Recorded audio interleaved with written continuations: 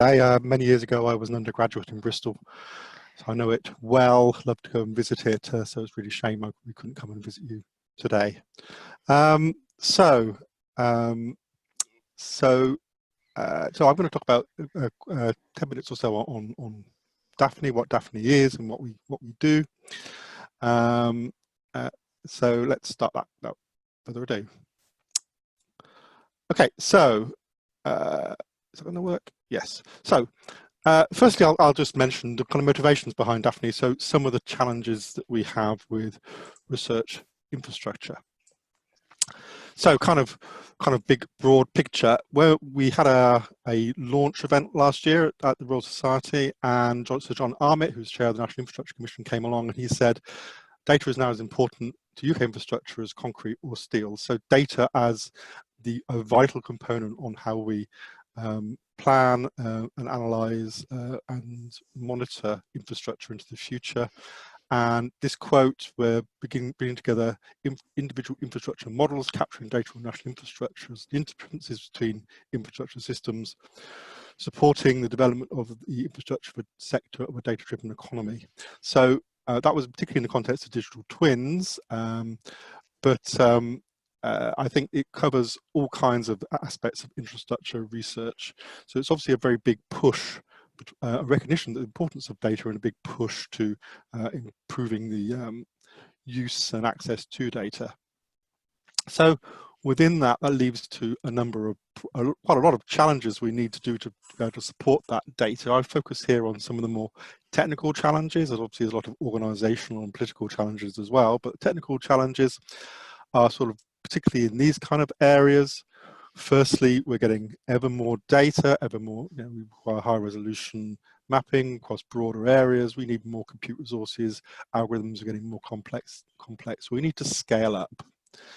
Secondly, we need to be able to have different data from different models and be able to share that data between us so we can analyze across sectors in a way that respects the security requirements, both the sort of potentially commercial requirements, but also other sensitivities, be they sensitivities of personal information or national security. To do that, we need to establish common standards for interchange and interoperation, and common metadata standards so we can discover and access data in a straightforward manner. So a data integration exchange system. Thirdly, we need to be able to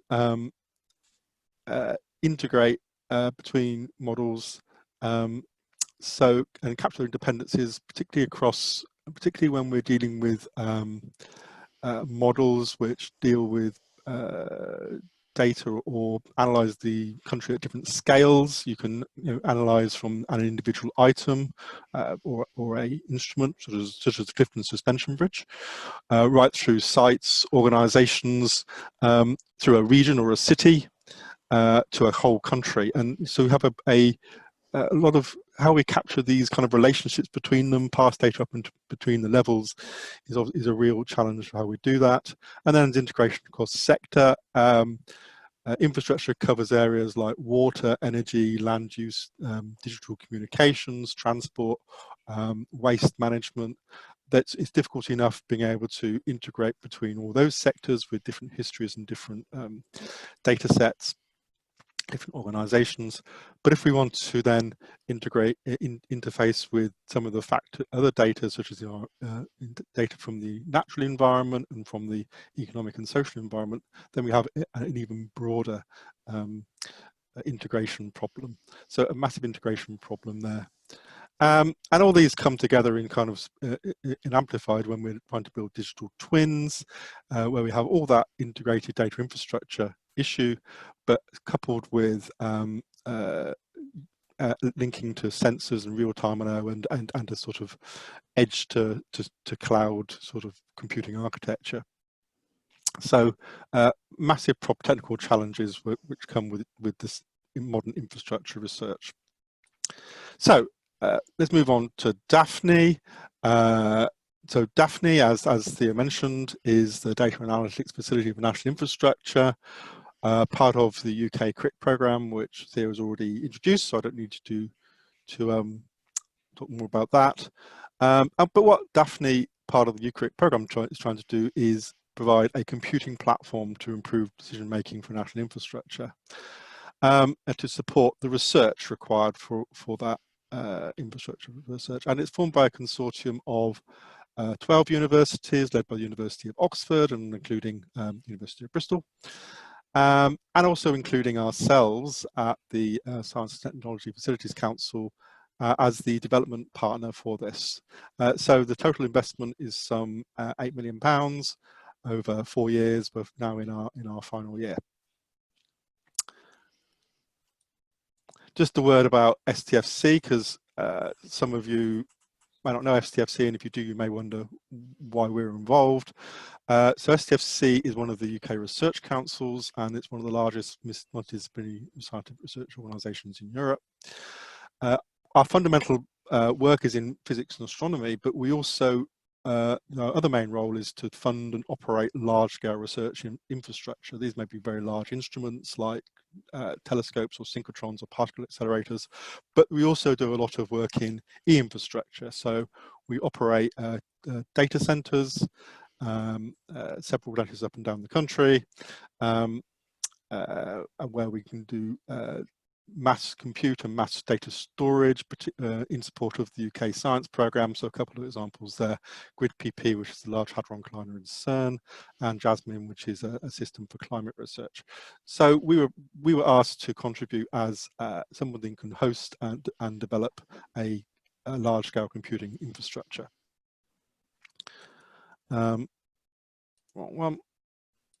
Okay, so move on to DAFNI. Well, what is DAFNI? Well, it provides several things. Firstly, a hybrid high-performance computing platform, so give that scale up. But on top of that, we're building an environment which provides a secure repository for heterogeneous national data infrastructure data and models, so you can provide all those assets that people can access, and then a platform to work on those models and develop those models further on that computing infrastructure. And also, finally, sort of acting as a legacy, a place to make data and models available for the long term. So to come down to a little more detail, we have a hardware platform with a dedicated HTC cluster with 27 server nodes, which provides a total of 792 CPUs, plus a number of GPU-enabled servers for those applications requiring GPUs. And that is supplemented with 2 petabytes of storage in a variety of different forms, from a fast storage with SSD store through to slower archival disk store. And this is maintained in our machine room, and this has been set up as a Kubernetes cluster, of which to support the modeling environment, of which more later. And this gives us this scale up of more computing power to applications. So on top of that, we're building a number of components in this, given schematically in this diagram here. So a national, on the Harvard platform, we have a data storage, an object store, and then a number of services, a national infrastructure database for storing the data, modeling services for storing and executing models, what we call a NICE cloud environment to provide virtualized cloud access to various services on the platform, NIBS, which is adding visualization capability. And on top of that, we have, this is all built within a DSS, a security service to provide that level of appropriate level of openness, but appropriate level of security that we need for such a system. So a couple of slides on some of those, on 2 of those items in particular. Firstly, the data, the NID, which provides an information infrastructure. So we provide a data hub, a platform integration and combining data, so people can upload data, can share data between them, can search for data resources stored search on the platform. so providing a place for data integration and curation within a common store and access. And we've been doing a lot of work on providing a metadata framework for this to store data in a sort of common but findable way, which is extensible to various sectors, so extensible to the water, energy, and transport sector. So an ongoing piece of work is to develop the ontologies that's going to be supporting this information infrastructure. And Bethan will talk a little bit more about the NID later. And then secondly, the NIMS, the modeling service, supporting user models. So we allow users to upload models from essentially anywhere into a model repository, because a model is being containerized using Docker, which can then be executed on this Kubernetes platform. And this allows us to be independent of code and to some extent operating system. So it makes it easier to share models within the same security framework, which have been done from written from different places. And then on top of that, we can allow workflows to be constructed to link those models together, so we can chain models together, do that sort of model integration part that I mentioned earlier. So this is kind of a key for capturing the infrastructure system. This allows us to do this coupling of different models on different sectors and different scales. So finally, a few examples. Here's a couple of examples from pilots that we've done. So on the one on the left was from the University of Southampton, who was interested in studying where to place new railway stations on a railway line and what would be the impact of doing that. So what would be the impact of where the customers for that new railway station may come from in the local area, what travel patterns they might do themselves, how it might impact other stations on the line, how it might take traffic away from other stations on the line. So that was with the University of Southampton. And the second one was looking at the impact of households, jobs, and gross value, so the economic activity in the Cambridge-Oxford arc, the economic zone between Cambridge and Oxford, using a model called SIMIM from the University of Leeds. So those are two pilots we put on the platform, essentially on one model each. Then we are at the moment working closely with the University of Oxford on a large and quite a complicated model called NISMOD, which provides a national systems of systems model for infrastructure planning. So this is an example of where we're doing this coupling and integration. So this looks at energy, transport, digital water and waste systems for infrastructure planning, all coupled together. And we're all taking this forward into modelling, looking at how this affects climate risks. And we have another project in that area called OpenClim, which has just started. And this is now being migrated onto DAFNI. It's quite a complicated process because it's quite a complicated system. So it's taken a little while, but it's nearly there. And finally, we've done some work with urban observatories. We've held hackathons already with the Universities of Newcastle and Sheffield, where we did put up some quick visualizations. So this is some examples of trying out how we take the data from the observatories for traffic movement in the mornings, show and to do a comparison between them. We still need to do a little bit more work in this area because it's quite an interesting area we need to deal with to the extent we need to deal with streaming data, how we need to link to sensor data, how we managed to integrate with fog to cloud systems. So there's some really interesting technical challenges around DAFNI's working with urban observatories. So finally, moving on to my summary.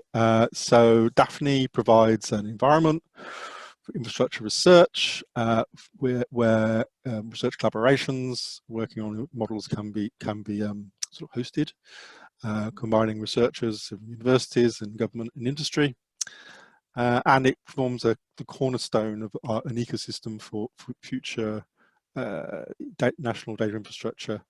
National infrastructure research and digital twin research as a HTC platform, place where we can allow data sharing, where we can scale and couple models, potentially support digital twins and urban observatories, and also a place for legacy where we can maintain access to the data and models for the long term.